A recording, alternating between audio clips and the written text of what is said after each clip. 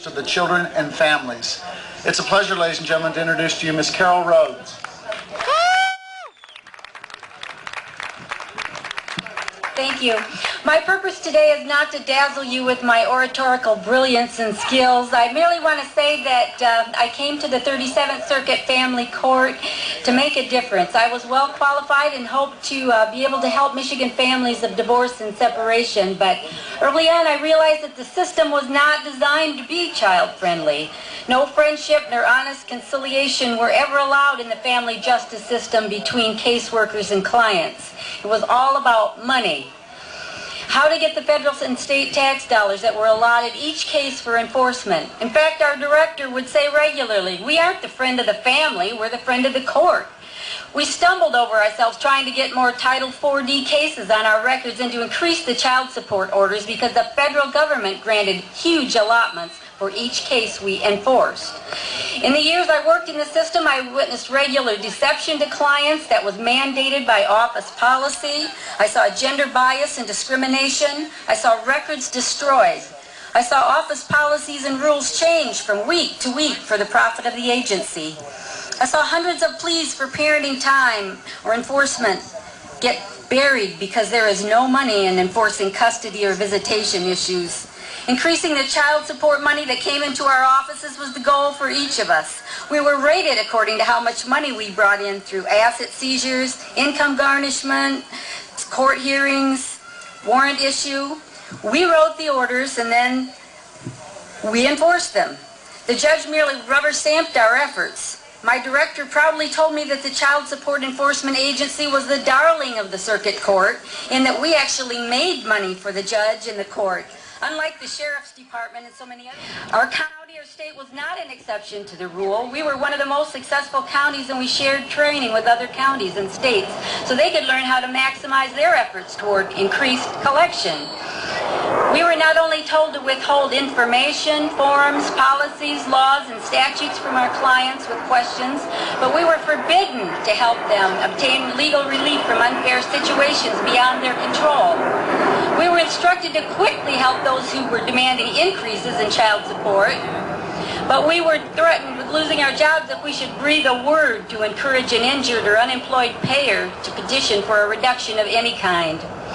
For the years that I worked in the system, I put my job on the line whenever I helped any of the parties in trouble. We were not to get personally involved. The children or parents, we had nothing to do with that. I was derisively accused of wasting my time being a social worker. We worked closely with Child Protective Services and Family Independence Agencies, and they were the same way. No one wanted to improve services or hear about abuses within the system because every worker in these huge bureaucracies was trying to keep his or her job by covering up any errors or problems. I had 6 secretaries underneath me, unlimited power in my 401k and my office to lose if I should rock the boat. But rock the boat I did when I wrote the book Friend of the Court, Enemy of the Family. Families that were bleeding from the pain of divorce and separation were insulted, tricked, lied to, and deceived by persons without adequate training to be making those kind of judgment calls. Most of the custody determinations were made by unwed, childless individuals who were totally unqualified to hold the lives of so many in their hands.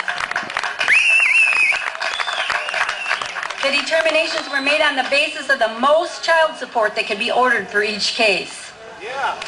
Fathers or non-custodial parents were stereotyped as payers only.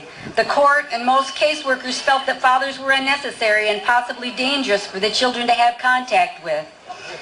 The child support system is an adversarial system. It encourages parental alienation and court battles. Children are pawns in an expensive and elaborate game of winner versus loser.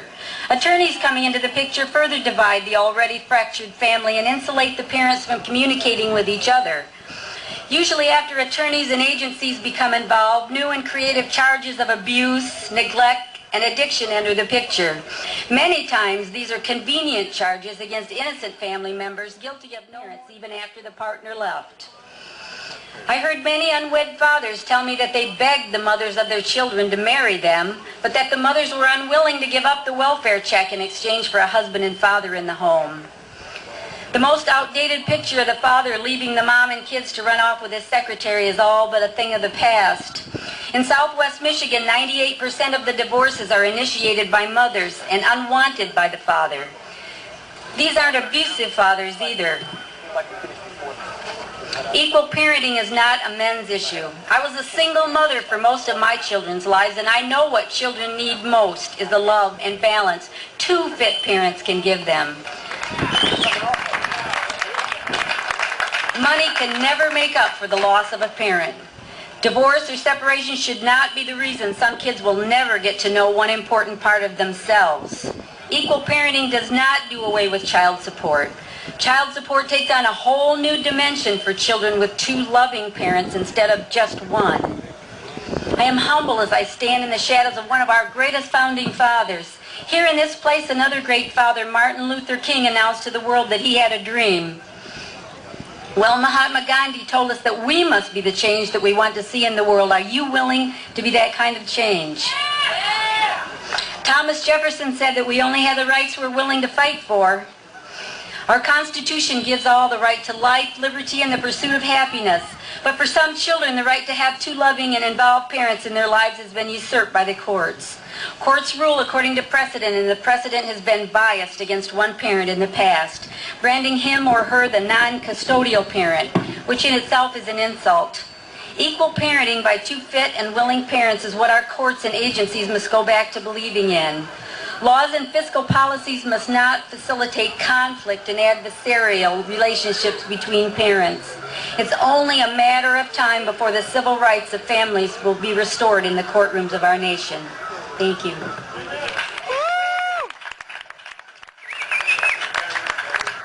Thank you, Carol, very much. We've got a little bit more time here. Our